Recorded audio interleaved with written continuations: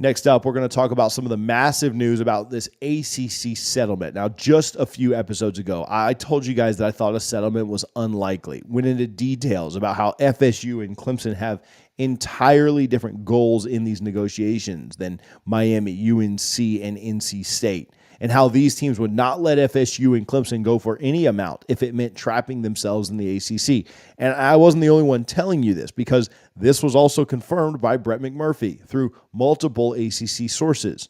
Well, since I talked to you guys last about 2 weeks ago, something big time has changed, because we have now learned that ESPN has recently taken a much more hands-on role in these negotiations, and they are now actively working on updating the ACC media deal. I've learned that ESPN has three main objectives with this new deal. First, they want to provide a way for teams to leave. This is non-negotiable. Florida State and Clemson and anyone else who wants to leave will have a clear path to exit without having to fight the grant of rights in court.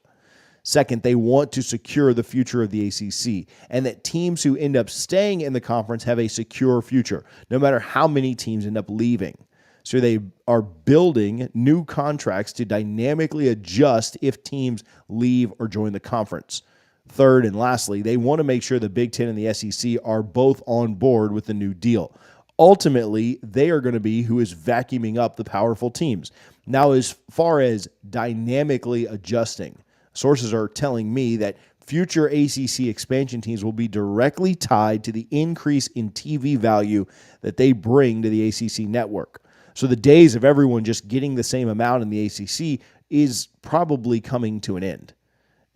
You guys are going to ask me, what about timeline? Well, basically everyone involved in this negotiation has a gun to their head, because if an agreement can't be reached, FSU plans to absolutely leave the conference by June 30th in order to trigger ESPN's composition clause, which basically entirely opens up negotiations. And this outcome would be the worst nightmare scenario for everyone involved.